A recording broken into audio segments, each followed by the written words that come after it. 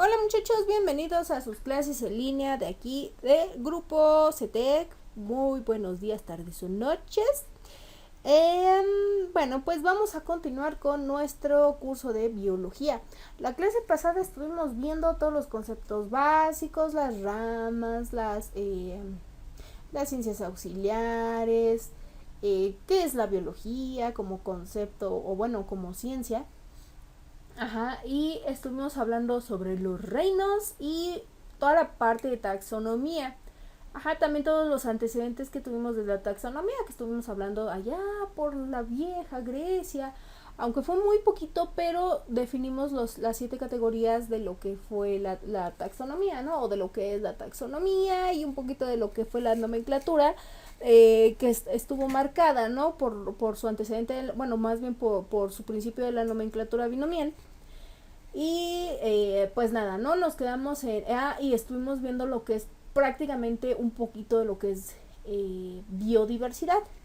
Bien, en esta clase pues vamos a continuar viendo todos esos aspectos de la biodiversidad y nos vamos a enfocar un poquito a lo que es la ecología, ¿vale? Y bueno, nuestro objetivo y la conclusión va a ser lo mismo porque es dentro de todo nuestro curso, ¿no? Incluso también la clase pasada estuvimos viendo todo lo de lo que son los bioelementos y cómo están constituidos en, pues sí, en un ser vivo, ¿no? Pero bueno, aquí están los países megadiversos, ya te había dicho, unos dicen que son 10, otros dicen que son 17, otros dicen que son 20, pero en realidad son estos, ¿vale? Entonces vamos a contar 1, 2, 1 Estados Unidos, 2 México, 3 Colombia, 4 Venezuela, 5 Ecuador, 6 Perú, 7 Brasil, 8 República del Congo, 9 Sudáfrica, 10 Madagascar, 11 la India, 12 China, 13 Malasia, 14 Australia, 15 Papúa, bueno, que es Nueva Guinea, 16 Indonesia y 17 Filipinas. ¡Wow! Estos son nuestros países megadiversos en todo el mundo, obviamente. Y te das cuenta que prácticamente, bueno, y eso por decirlo, Estados Unidos podríamos considerarlo como el único que está como que frío, ¿no? Bueno, y China, una parte de China porque está muy pegada a lo que es Rusia, pero de ahí en fuera la mayor parte de los países son cálidos. Uh-huh. Y el hecho de decir que un país mega diverso sea eso, país mega diverso, no quiere decir que tenga toda la flora y la fauna vida y por haber. No, es el 70% de las especies del mundo que habitan en él. Y qué padre, ¿no? Que también esté aquí México y que habíamos incluso tocado un poquito el tema del turismo. Que lo vamos a ver en próximo, bueno, tal vez no aquí en el curso con mi PEMS, pero sí en tus clases de prepa. Vas a ver un poquito esta parte de lo que es el turismo, pues sí, ¿no? O el bioturismo. Ajá.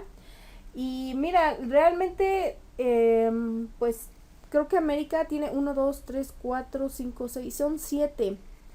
Y toda esta parte asiática, pues son 3 países. Creo que México, perdón. 1, 2, 3, 4, 5. Creo América es el continente que tiene, pues sí, no más países megadiversos, porque por ejemplo, Australia y Papúa, bueno, creo que es una Nueva Guinea y tal vez Indonesia, es que no recuerdo bien esta parte, pero no, me parece que Indonesia todavía pertenece a Asia.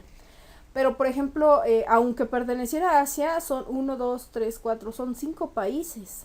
Ajá, 5 países asiáticos y nosotros tenemos 7.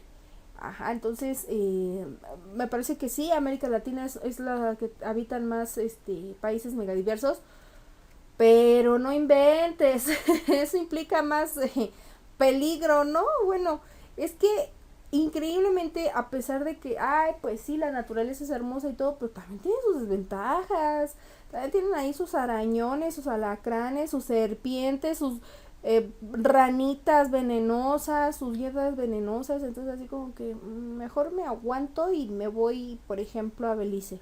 Ajá.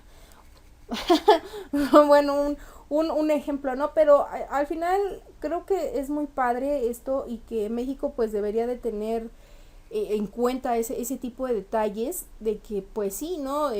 Podríamos gobernar el mundo, solo falta que nos organicemos, pero ahí vamos, poquito a poquito. Y pues sí, realmente estos son nuestros países mega diversos. Te recomiendo que estos sí al menos, pues sí los tengas en cuenta. Digo, no son muchos, pareciera de 17 son muchos, no, no son tantos, a comparación de que son más de 100 países, ¿no? Que habitan en el planeta o que tenemos en el planeta, entonces como que 17 no están tan difíciles. Pero bueno, causas de la gran biodiversidad en México. Vamos a enfocarnos en México porque pues sí estaría bien padre hablar de, por ejemplo, de Papúa, de Nueva Guinea, pero ¿como pa' qué? Si ahí en Papúa creo que nada más lo toco y ya morí. Bueno, es que está el volcán, están todas las... Pues, hay especies venenosas porque muy curiosamente en la parte de lo que es Oceanía habitan casi todas las especies venenosas del mundo. Y pues a mí sí me daría así como que cosita ir para allá. Porque, de hecho, pequeño paréntesis, me parece que sí es ahí en Australia donde habita la mayoría, o creo que un 90%, no recuerdo bien el porcentaje, pero que sí están ahí los animales más venenosos de todo el mundo. Entonces, como que sí me dio, bueno, me da cosita, ¿no? Digo, es que de toda esa área polinesia, pues imagínate, ¿no? Están las medusas, está esta serpiente de la muerte, están las horrendas arañas, perdón, pero es que soy aracnofóbica. Y el caracol cono y no sé qué tanta cosa esté ahí. Entonces digo, estos pues ya ves, ¿no? Que en cierta temporada hay lluvia de arañas y o sea, ay no, qué horror, qué horror. Pero pues sí, ¿no? Es interesante y es interesante cómo la gente se adapta a ese tipo de fauna, o sea, se adaptan entre especies, que sí, muy pronto vamos a ver esta parte de la adaptación. Pero bueno, en México ahora sí, no nos quedamos atrás. Las causas de la gran biodiversidad en México pues es la ubicación geográfica porque prácticamente estamos como que no estamos ni muy al polo norte ni muy al polo sur, tampoco estamos tan en medio, entonces digamos que está pasable el clima en México es muy muy bonito, de hecho es de los pocos países que gozan con el 90% de los climas o en este caso de los ecosistemas, que ahorita vamos a ver cuáles son los ecosistemas.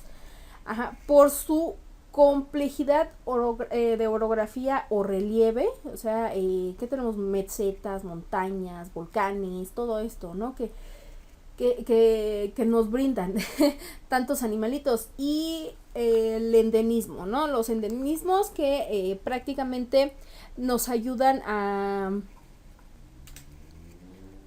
¿Cómo decirlo? Pues es que desde hace miles de años, con todos los movimientos de glaciares y todo eso, la distribución que se hizo durante eso, pues es la ubicación actual que tenemos como seres vivos. En estos cambios, por decirlos geográficos, ajá, de estos movimientos que se hicieron, provocaron que pues algunas especies quedaran aisladas y tuvieran que evolucionar de manera diferente porque si no pues, se petateaban y se iban de mineros, ¿no? Entonces no existen otros sitios del mundo y por eso se le llama endemismo, ¿no? O sea, por ejemplo, vaya, yo hace mucho, me parece que, bueno, hace aproximadamente un año cuando empezó toda esta pandemia, por alguna extraña razón en mi cuarto, yo vivo muy muy cerca de la Ciudad de México, estoy como a una, bueno, relativamente cerca, pero bueno, aparece una araña lobo. Bueno, suponemos que era una araña lobo, que es una especie de tarántula, y así como que, ¿qué? Aquí, en esta época, o sea, en este lado geográfico, específicamente en mi cama. Entonces, suponemos que a lo mejor a alguien se le escapó, ajá, a que era una mascota, porque de hecho cuando la agarramos en mi cuarto, en mi habitación, me ayudó ahí mi sobrino. Entonces, cuando la agarramos, porque pues obviamente pues la llevamos con un veterinario y ya te bolas con ella, este, a la araña, que me parece que es una tarántula, pues no presentó así como que agresividad ni, bueno, no es que sean agresivas, pero ven que son muy tímidas y pues al momento de que alguien se acerca, ellas piensan que la van a atacar y pues se ponen a la defensiva, ¿no? O sea, son como medio sangrones. Pero no, o sea, parecía que la tarántula estaba acostumbrada a las manos humanas, a la manipulación del humano, entonces suponemos que era una mascota. Ajá, pero aún así, ese tipo de arañas a lo mejor en un clima determinado habitan, pero como en un clima un poquito húmedo como es la zona metropolitana, a lo mejor es muy raro verlo. Entonces el endemismo trata de eso. Por ejemplo, si te vas a Groenlandia, ajá, allá hace frío. Entonces así como que, ay, mira, no, pues es un latino y todo, ay, te van a amar y te van a querer todos por allá, ¿no? Una latina. Pero llega un momento en que si lo hablamos en especie, tú no eres endémico de un clima frío. Tú eres más acá, más de calor. Entonces eso es a lo que se refiere el endemismo. Ajá. Y bueno, dentro de los ejemplos del endemismo, pues tenemos ay, ¿cómo se le llama? A un ajolote.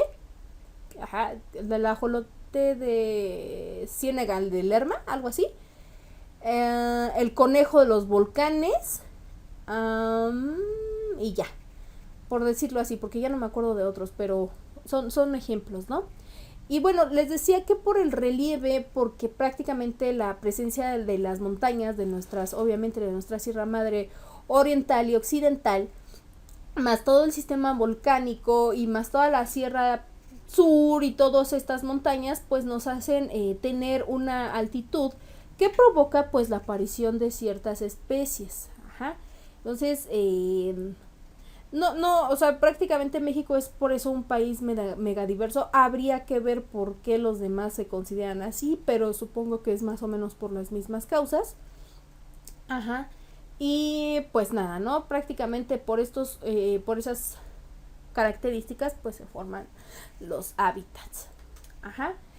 Y obviamente, pues, miren, por ejemplo, pensé que no lo había puesto. Fíjense el contraste que hay a la biodiversidad en México, porque este mapa me encantó, por cierto, porque pues está la ballena azul, o sea, prácticamente vienen muchas especies, creo que son mamíferos, pero aún así, ¿no? Te das cuenta de que también pues tenemos tarántulas. Miren, acá por ejemplo hay una viborita de cascabel. Yo tenía no digo una de cascabel, pero yo tenía una de mascota y yo sé que está mal, pero es que también la adopté porque la iban a tirar. O sea, apareció simplemente y suponemos que igual, ¿no? A alguien se le escapó, pero ahí sí yo no estaba en mi casa. Estaba en casa de otro amigo que vive por Coyoacán, entonces suponemos que de por ahí vino. Eran las llamadas Xincuate. Entonces, pues la mamá de mi amigo lo iba a matar. No la mate, por favor. Y pues la adopté. Y me duró como un año, porque dicen que los chincuates a cierta longitud pues ya están viejitos y pues se mueren. Pues se mueren por longevos, entonces suponemos que ya estaba medio viejito. Pero son súper interesantes los reptiles. La verdad a mí me gustó mucho tener esta de mascota y lo ayudé. Y nada más quería comer charales, pero bueno, esa es otra historia. Tenemos por ejemplo los borregos, el perrito de la pradera, que son súper tiernos. Los venaditos, las tortugas, que hay que cuidarlas, muchachos. No, cuando vayas a la playa pues no estés ahí molestándolas, por favor. Y la ballena azul, que también está en peligro de extinción. La vaquita marina, no se diga, o sea, la vaquita marina está súper en peligro de extinción. Al igual que los ocelotes, el jaguar y toda esta parte, ¿no? De acá del sur de México. Entonces, vean toda la biodiversidad que hay. Miren, acá tenemos los alacrancitos, también pues acá tenemos ahí arañas, estas mariposas monarcas, los ajolotes, ¿no? Que podemos encontrar ahí en Xochimilco, todavía hay, pero también están en peligro de extinción. Y todas estas partes bueno, vaya, todos estos animalitos pues son endémicos de México. Ahora vean el contraste que hay con con Australia, ¿no? Que Australia pues ahí se medio compite con México porque miren, está, bueno, vienen en inglés, pero pues te das cuenta, ¿no? Están las medusas, los estos pulpos, las tortugas, como lo vimos en Buscando a Nemo.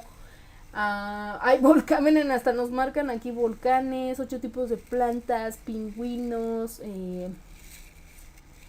búfalos, cocodrilos. Vaya, entonces son así como que, y eso por nada más mencionar algunos mamíferos, y algunas especies de peces, pero todavía faltaría buscar, pues, les digo, los arácnidos, que también son ricos en arácnidos ahí, y etcétera, etcétera, ¿no? Hasta lo vimos en la película de Bernardo y Bianca, de esos de los ratoncitos, podemos apreciar ciertas especies, y en esta película de donde salen las mamuts de la era de hielo, pero no me acuerdo ni qué película ni qué parte, pero ahí también podemos observar un poquito de lo que fueron antepasados y de lo que son ahorita las especies que están en ciertas zonas. Vaya, no me gustaría, sigo sin, así como que no me voy a ir a Australia. Y que irónicamente Australia se está quedando sin su propia fauna y flora, porque el año pasado hubo un incendio forestal terrible, o sea, fue muy feo, y sí se perdieron mucho de sus animales, ¿no? Y sus flora y su fauna, al grado que los koalas, o sea, estaban quemaditos, están, de hecho, y muchas asociaciones pues fueron para allá para ayudarlos. Digo, tendrán cosas muy venenosas, pero creo que no se le desea nada de eso de quemadas a ninguna especie. Pero bueno, ya, como que me obsesioné mucho con Australia. Ahí se marca mi miedo, ¿no? Pero bueno, los factores que se asocian a la pérdida de biodiversidad específicamente de México, bueno, no de México, pero sí, vaya, en cualquier ecosistema, o en cualquier zona de biodiversidad, pues es, para empezar, la alteración del hábitat, el crecimiento de la población, la sobreexplotación de recursos naturales. Acá cuando la gente se pone medio hostil y empieza a cazar, ¿no? A cazar ilegalmente, o una pesca irracional. Que eso está muy penado. De hecho, bueno, ahorita les platico un pequeño, ¿cómo decirlo? Un pequeño documental, les voy a mencionar uno. Y, también, por ejemplo, cuando en Los Simpson, ¿no? No sé si ustedes lo llegan a ver, que cuando Bart tiene a sus reptiles, no es cierto, cuando viajan a precisamente a Australia, santo Dios de mi vida, que se traen un canguro, ¿no? Ellos, pero que Bart va a dejar ahí su plaga de lagartijas. Entonces, ¿cómo las lagartijas empiezan a comer cierta parte de la flora de Australia y empiezan a matar cierto ecosistema, y pues se queda en el suspenso, ¿no? Del tan de cuando el koala va en el helicóptero ahí abrazado y pues va para Springfield, ¿no? Y que va a ser ahí todo su relajo. Entonces eso también, eso es a lo que llamamos la introducción de especies en otros lugares. También pues no sería la contaminación ambiental y la deforestación. Obviamente el cambio climático es algo nuevo, bueno, relativamente nuevo, más bien es un tema que apenas estamos abordando y que nomás nosotros no entendemos. Y sí, hablo en plural porque si nosotros dejáramos de consumir ciertas cosas, incluso, ¿no? O sea, suena irónico, pero sí, o sea, incluso consumir internet ya estamos contaminando, pero bueno, a veces hay males necesarios y a veces hay así de plano que cuestiones que podrías pues tú reducir, por ejemplo, la utilización de plástico. Eso es algo que podemos reducir. Por eso aquí, bueno, en la Ciudad de México, nuestra jefa de gobierno, Claudia Sheinbaum, pues sí, ya tomó medidas acerca de eso. Digo, algunas son buenas, algunas son un poco descabelladas, pero algo muy bueno fue esto, ¿no? Eliminar las bolsas de plástico, que por ejemplo en la fiesta de los 15 años, en la boda, en todo eso, pues empezaron a utilizar unicel, pero del tipo biodegradable. Y pues sí, ni modo, les vas a tener que invertir más, pero al final de cuentas, pues vas a vivir más. Ajá. Entonces, hay que cuidar el ambiente, por favor. Ah, por cierto, no podemos decir medio ambiente. ¿Es medio o es ambiente? Si decimos medio ambiente es como decir subir para arriba o bajar para abajo. ¿Vale? Entonces sería como una especie de pleonasmo. Entonces, así no. O decimos ambiente o decimos medio. Ya lo podemos interpretar así. O sea, ay, pues vamos a hablar sobre el medio que nos rodea, ¿no? Pues sí, es el medio. O vamos a hablar sobre el ambiente que nos rodea. Es lo mismo, ¿vale? Bueno, vamos a continuar. Dentro de todo esto, de que, bueno, sí, ya conocemos los factores y todo esto. Ah, bueno, estoy hablando de los factores asociados a la pérdida de la biodiversidad, pero ahorita les voy a comentar cómo son las acciones que tenemos nosotros que conservar. Ajá, para esta parte, ¿no? Eso lo vamos a mencionar al final. Pero bueno, dentro de nuestra importancia de la conservación de los ecosistemas, pues necesitamos saber qué es un ecosistema primero. Ajá. Y dentro de este ecosistema nosotros necesitamos definir qué son los factores abióticos y qué son los factores bióticos. Entonces, todos los factores abióticos no son propiamente que respiren, ¿no? Sino que son como medios que te ayudan a producir vida. Ajá. Y los factores bióticos, ahí sí realizan metabolismo y todas las características, irritabilidad, reproducción, etcétera, etcétera. Entonces, todos esos son los factores bióticos, ajá. ¿Como quiénes? Pues aquí los tenemos. Los factores bióticos constan de microorganismos, plantas, animales. Y te recuerdo que nosotros, de acuerdo al reino y a la clasificación y a nuestra taxonomía, somos animales. Entonces, los microorganismos los vamos a dividir en hongos, bacterias, algas y virus. Las plantas, pues ya son muchas, ¿no? Pero pues son matorrales, son flores, son árboles, son hierbas, son tal cosas. Y los animales, pues son insectos, arácnidos, mamíferos y así. Ajá. Y los factores abióticos, donde se desarrolla la vida, más no tienen vida como tal, sino donde se desarrolla, pues son minerales de suelo, agua, aire, viento, luz, calor, todos esos factores. Ajá. Ahora, todo este conjunto de conceptos, ¿quién lo va a estudiar? Pues ustedes, ¿quién creen? Ay. Perdón, se me fue el dedito. Pues lo vamos a estudiar la ecología. Y la ecología es la rama de las ciencias biológicas que se ocupa de la interacción entre sus organismos y su ambiente. Aunque también podemos definir a la ecología para fines comipenscos como el estudio de las interacciones de los organismos en su medio ambiente físico. Ajá.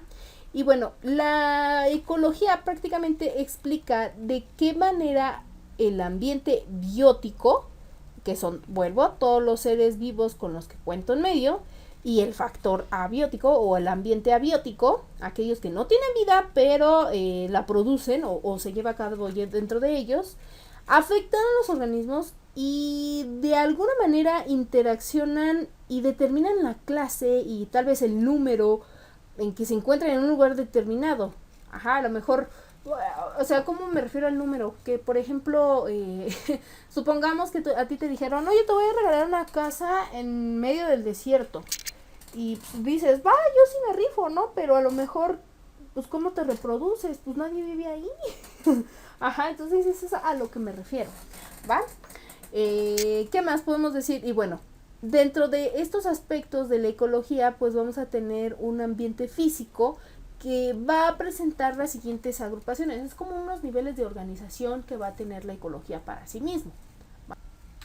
Esos niveles de organización son los siguientes. Tenemos población, comunidad, ecosistema, biomas y biosfera. Muy similar, al menos los primeros dos, en lo que es la parte de estadística. Ajá, muy parecidos. Por eso te decía que las matemáticas también se relacionan aquí.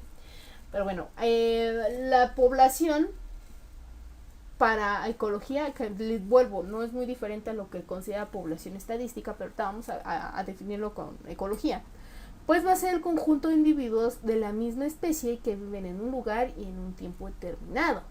Ajá. La comunidad es el conjunto de poblaciones que comparten un medio.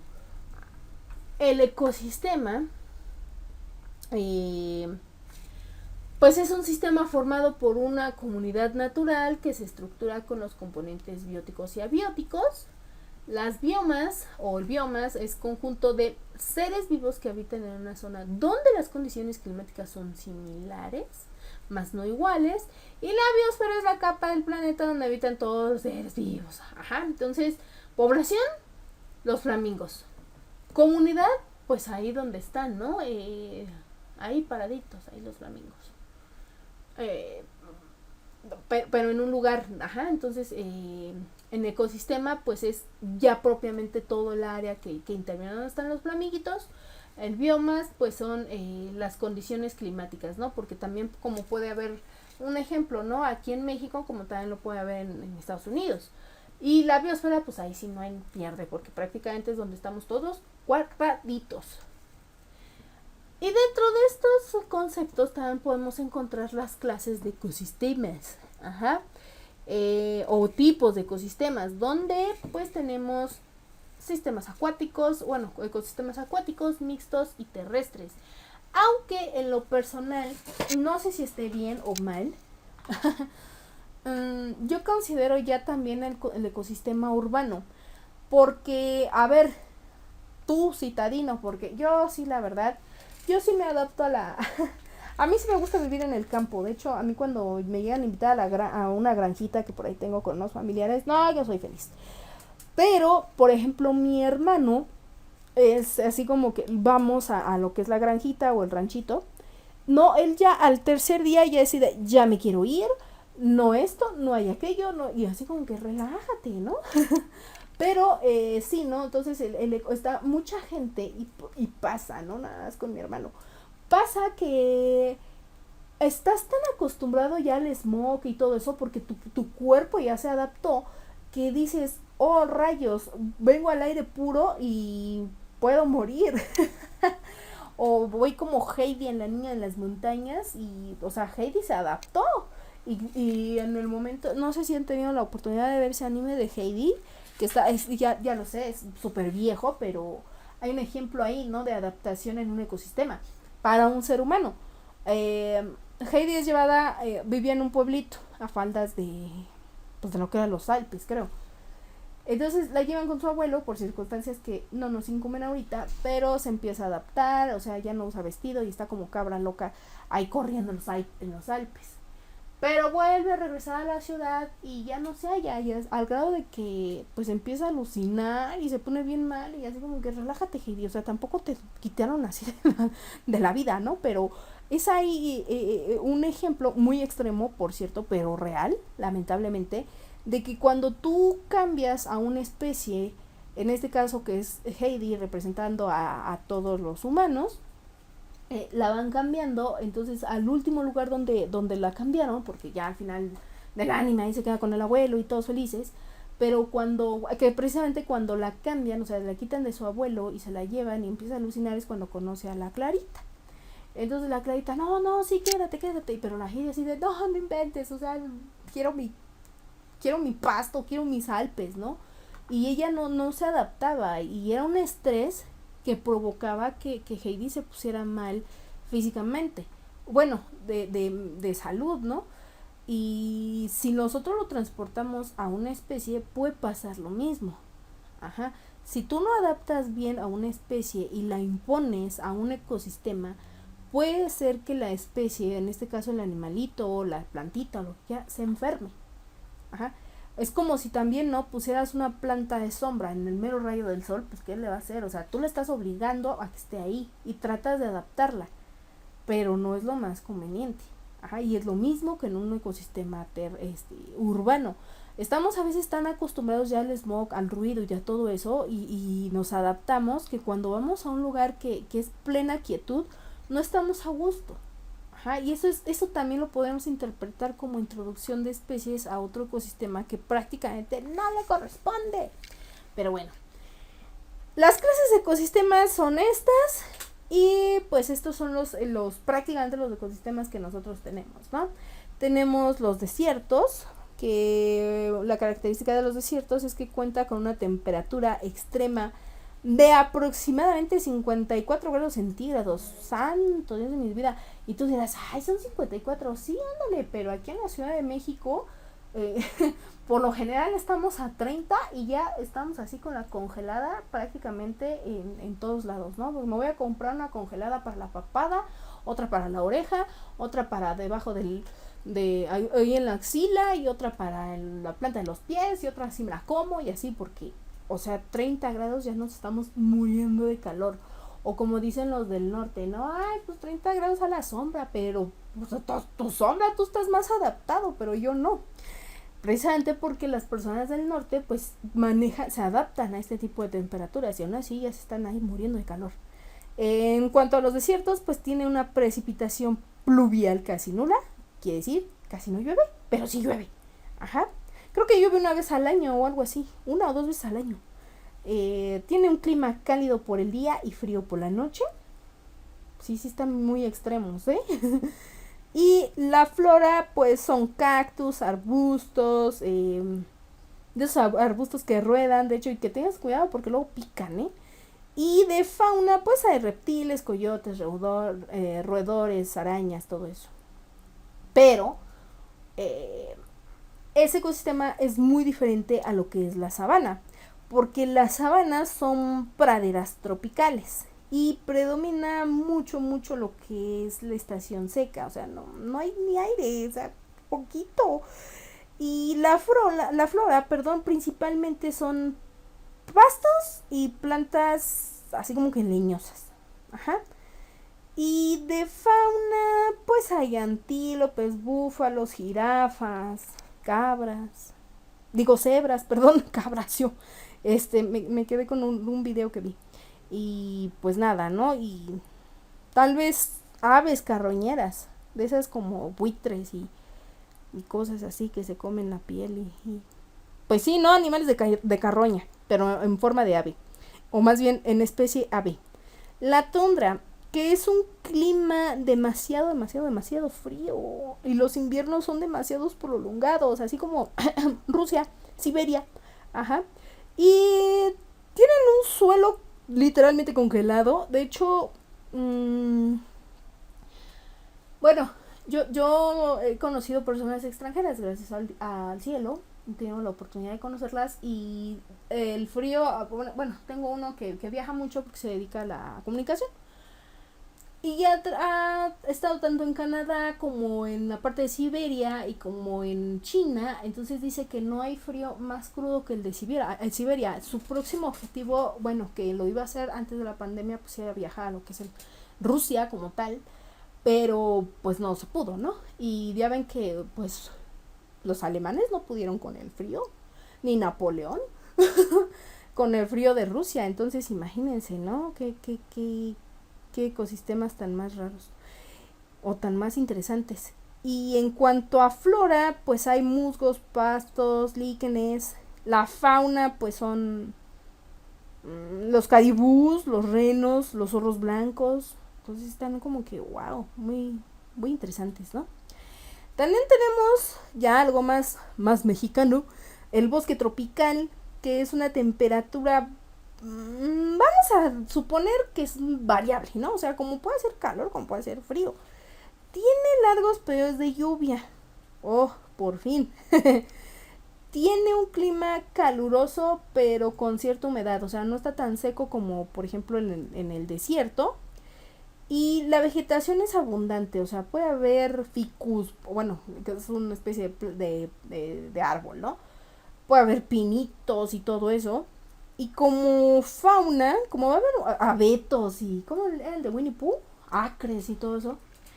Entonces, pues, obviamente, como hay mucha vegetación de ese estilo, y no nada más árboles, ¿no? Eso, o sea, solo lo dije por mencionar algunos. Pues la fauna van a ser pajaritos, serpientes, ranitas, monos. así, zorritos, prácticamente. De cuenta que un bosque tropical es el típico bosque de las princesas de Disney, ahí donde están cantando. No les puedo decir que el de Shrek porque como que en el de Shrek no vimos tanto tanta fauna, pero sí en uno de Disney, ¿no? Más bien sí, fauna. Bueno, el siguiente ecosistema es la taiga, que prácticamente también lo conocemos como el bosque de coníferas, otro típico bosque de Disney, ¿no? O Disney, como dice esta señorita. Pero bueno, el clima que prevalece ahí, a diferencia del bosque tropical, que es un poquito más variable, en el bosque de coníferas pues sí es más frío. Ajá, y la precipitación que hay es como la dichosa aguanieve que nosotros conocemos. De hecho, podríamos considerar a una especie de bosque coníferas, pues toda la parte pues de la Marquesa, ¿no? Una parte, porque en otra sí como que hace medio calorcito. Una parte. Porque cuando está lloviendo sí llega a hacer frío y sí llega a caer un poquito de nieve. Ajá. Pero bueno, obviamente hay otras zonas, otros estados donde pues sí se considera ya bosque de coníferas, ¿no? No formalmente. Las zonas de gran altitud, de hecho, que presentan esta aguanieve, pues son donde vamos a, por ejemplo, en los volcanes, bueno, en el Nevado de Toluca, creo que sí es una especie de bosque conífera. Ajá, entonces ahí es donde vamos a presentar esa presencia de aguanieve. ¿Y qué más tenemos? En flora, pues tenemos helechos, orquídeas, coníferas, por eso no en bosque coníferas. Y la fauna, pues hay osos grises, perdón, es que iba a decir grizzly, pero no. Son osos grises, ardillas, lobos, búhos, uy no, puro animal fantástico, ¿no? Casi me siento así como en la espada en la piedra. Y el último de los ecosistemas formales son el chaparral, bueno, es el chaparral, que es un clima seco y cálido. O sea, o sea, ni con melón ni con sandía, pero bueno. Principalmente frío en invierno. Tiene lluvias en invierno. Y la flora que habita ahí, pues prácticamente son enormes arbustos. Y la fauna, pues son venados, ardillas, roedores, todo eso, ¿no? Obviamente, pues en los acuáticos podemos encontrar que depende, ¿no? En unos son de agua dulce, otros son agua salada. Y los de agua dulce pues presentan cierta flora y etcétera, etcétera, ¿no? Y en el urbano pues que hay perros, gatos y hace como 3 años, ¿no? Que encontraron un lobo que aquí que se salió del bosque de Aragón y que andaba un lobo, unos lobitos de hecho, chigachorros andaban jugando con los perros callejeros y es lo que te digo, ¿no? La adaptación, pero bueno. Esos son los ecosistemas que prácticamente son los principales. Hay derivaciones, ajá. Por ejemplo, los humedales y todo ese tipo de cosas. Que los humedales son mixtos porque pues cuentan con una parte de agua salada y otra de agua dulce. Las costas que son parte de un ecosistema terrestre y el agua prácticamente del mar. Ajá, y así, ¿no? Entonces, México tiene casi todos, a excepción yo creo que de la tundra y yo creo la sabana, ¿no? Pero de ahí en fuera, pues, si no es que tiene todo, bueno, el 90% tendría un 80 y tantos por ciento, casi tirándole al 90. Pero bueno. Ahora, para llevar a cabo la vida de estos ecosistemas necesitamos de reglas, la supervivencia del más fuerte. Sí, pero no estamos en la selva propiamente, necesitamos un orden. ¿Cuál es ese orden? Pues las cadenas alimenticias, ¿no? Que vamos a tener cadenas del tipo tróficas y de la especie que son, bueno, vaya, que generan un transporte. Ajá, un transporte obviamente de materia y energía. No nada más es así de, ay, ya te voy a comer y ya. Ok, sí, pero lleva todo un proceso energético. Ajá, primero vamos a definir qué es una cadena alimenticia. Y una cadena alimenticia es la relación que existe entre productor y consumidor.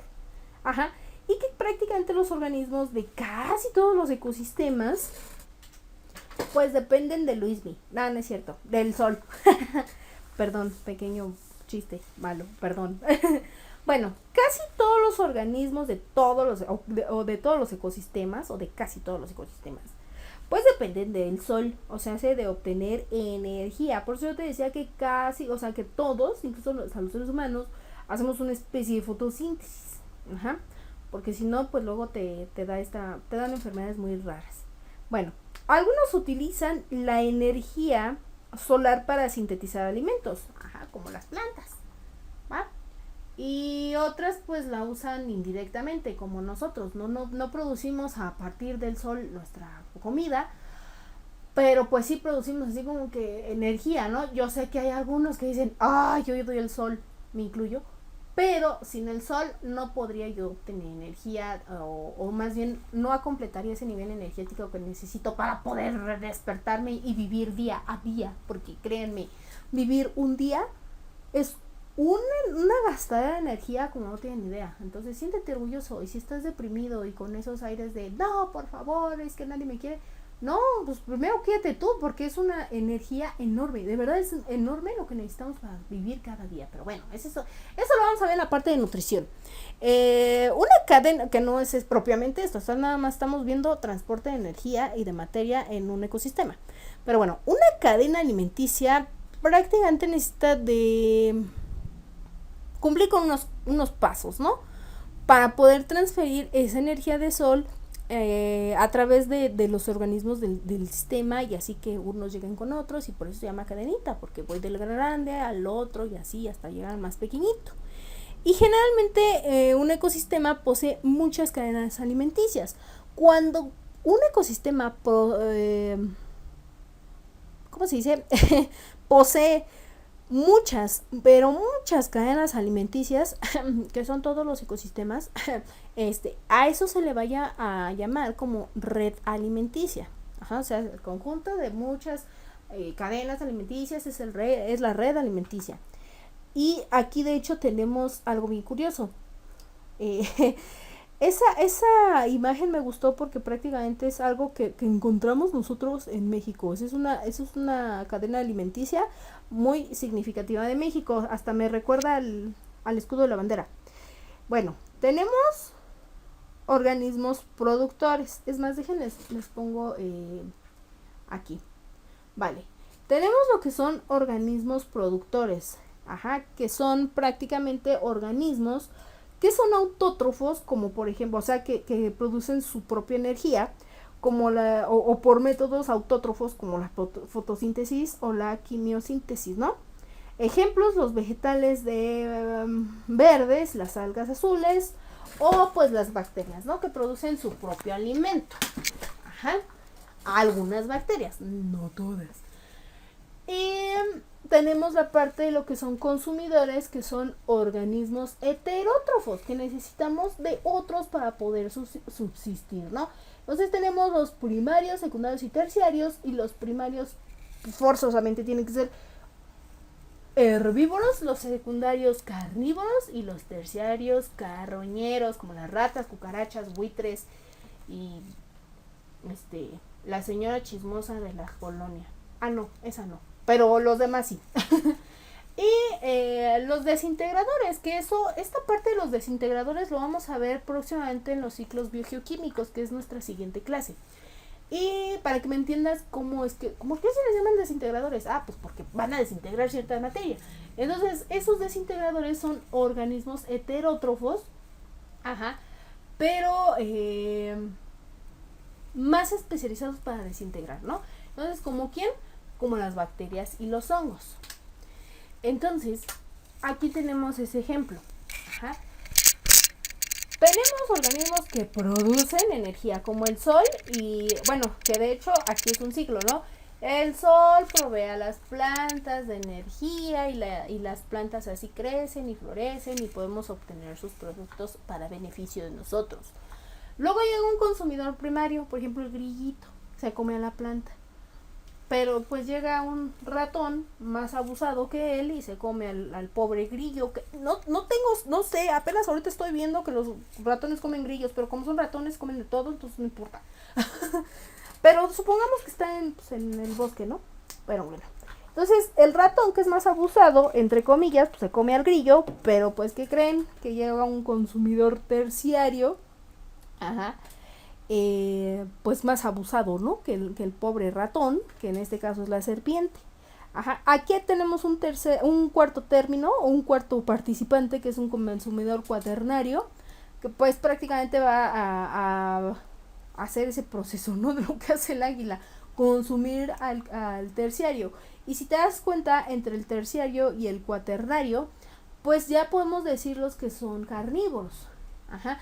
Si hubiese un carroñero, que también estaría ahí en la parte de lo que es tal vez el cuaternario, pero siempre y cuando ya estuviera como que muerta o a punto de agonizar la serpiente. Pero la diferencia es de que el águila dice, no, pues si tú estás fresquecita, vente para acá, mija. Y el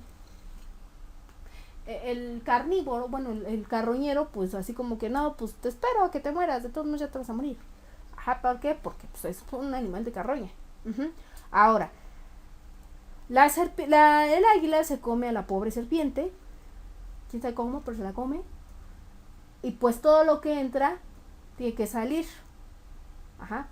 Como las bolitas de cierto cereal de conejo, salen todo eso desde la planta porque se va absorbiendo. Entonces sale y pues ni modo que el águila pues vaya al baño, ¿no? Porque no hay un bañito para águilas y pues prácticamente aplica la de la paloma, ahí donde caiga. El chiste es que es mejor afuera que adentro. Y esas bolitas de cereal, que no son cereales, es otra cosa de las águilas, pues cae al suelo.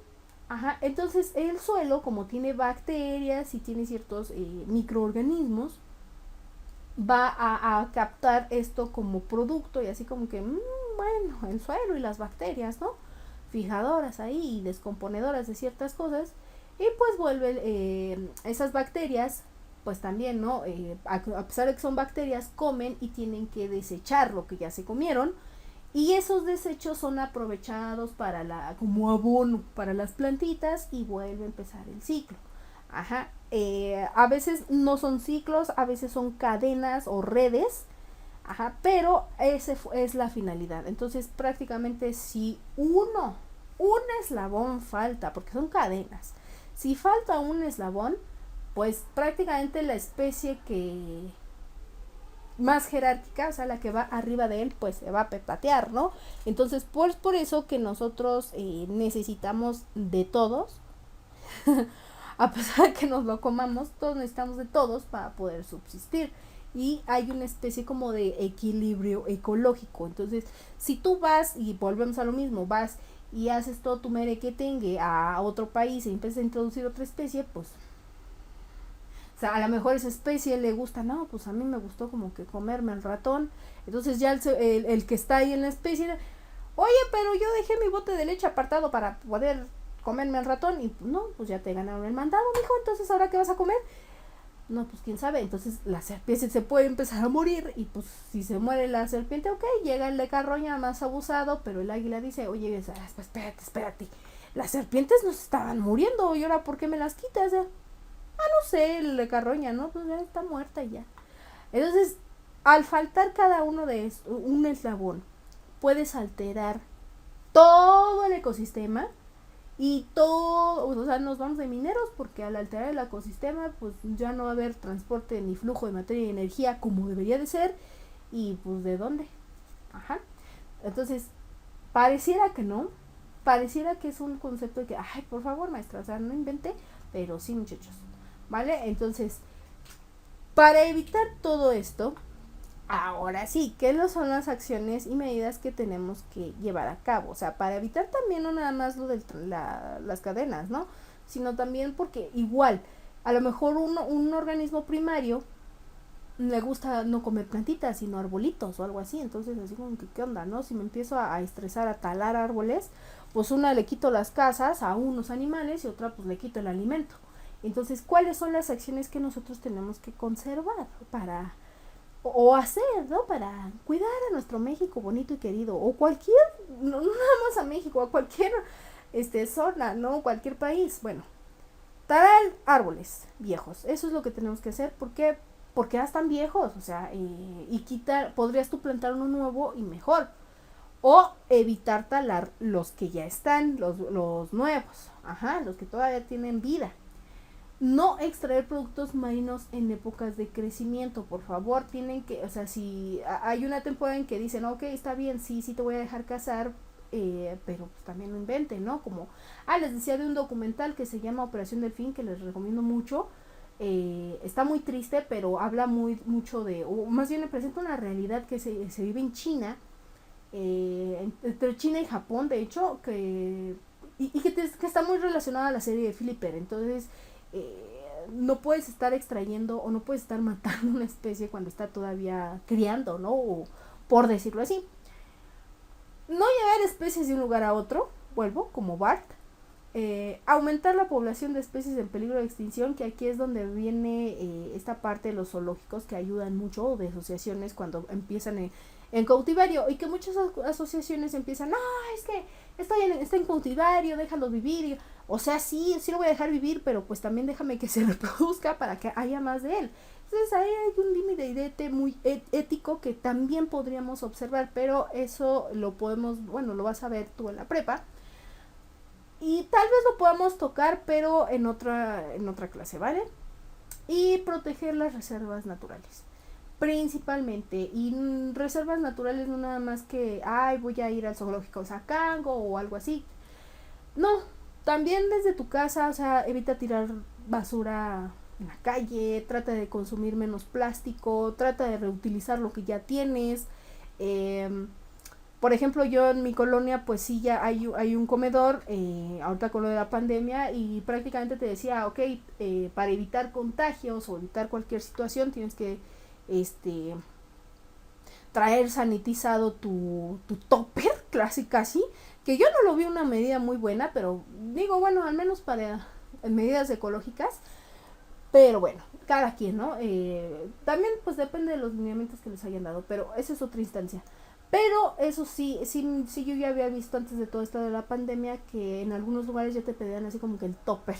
Ya tu topper y ahí te despacho. Entonces ya evitabas tanto consumir unicel del que no es biodegradable como del que es biodegradable. Y eso se me hizo una medida muy padre.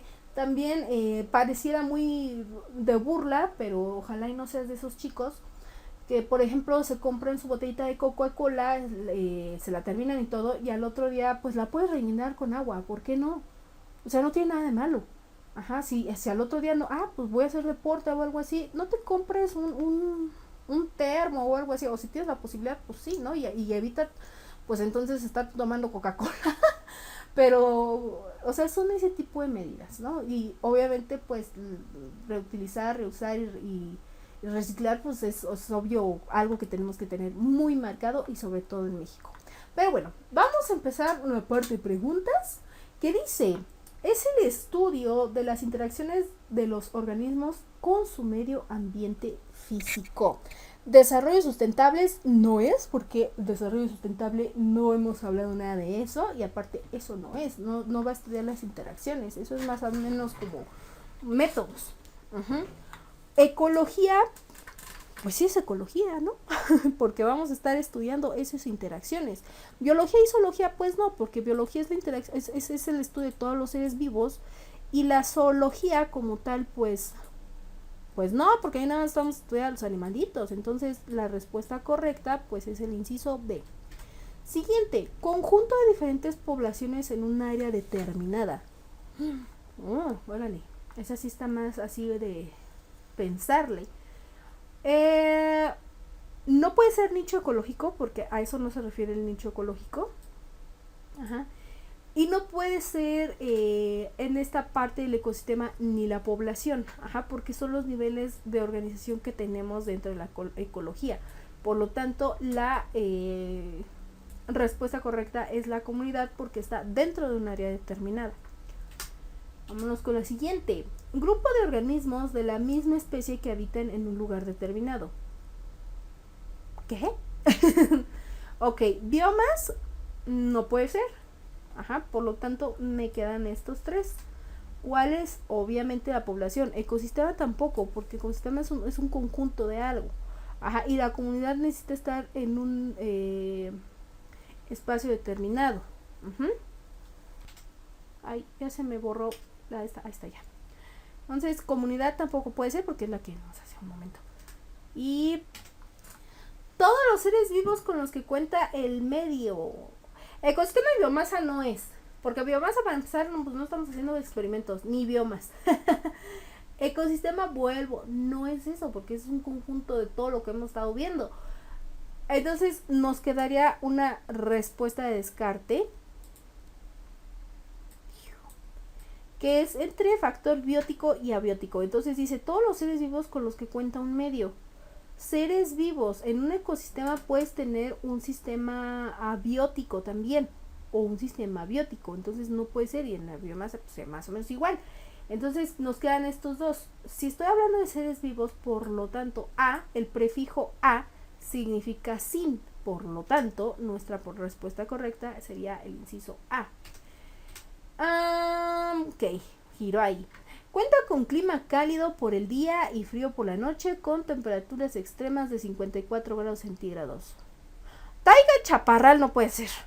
O sea, no, porque esos son más tropicales, un poquito menos calurosos. Nos queda sabana y desierto. Ahí está de pensarse, pero recuerda que la sabana pues todavía mantiene ciertas características que el desierto no. El desierto es muy muy seco, por lo tanto es la respuesta B. Y son organismos heterótrofos en cadena alimenticia con la función desintegradora. Acuérdate que hay organismos heterótrofos que pueden ser carroñeros y carnívoros. Entonces, esos no son los vegetales de algas verdes, pues obviamente no, porque esos son autótrofos. Y recuerda que los desintegradores es como lo que sale, lo que captan de lo que sale del águila. Ajá. Entonces, nada más hay que cuidar esos pequeños detalles. Y bueno, la respuesta correcta era la A. Y por último tenemos, es la relación entre productores y consumidores. No puede ser un ciclo, bueno, ciclo, pero ¿de qué? ¿Ciclo del agua? ¿Ciclo del hidrógeno? ¿Ciclo de qué? ¿No? Entonces, la respuesta A me deja mucho como para pensar. Ecosistema, vuelvo, no puede ser, porque esa es toda la actividad que hemos estado viendo. Entonces me queda como red alimenticia o cadena alimenticia. Pero recuerda que la red es el conjunto de cadenas alimenticias en un ecosistema. Por lo tanto, la respuesta correcta pues es el inciso C. Pero bueno, muchachos, por mi parte es todo, ya saben. Nos vamos el próximo video, que vamos a estar hablando toda parte de los ciclos biogeoquímicos y nos vamos a introducir ya a lo que es la célula, para posteriormente empezar a hablar de nutrición y reproducción. Y sí, reproducción. Reproducción celular, claro. Bueno, cuídate y nos vemos en el próximo video. Bye bye.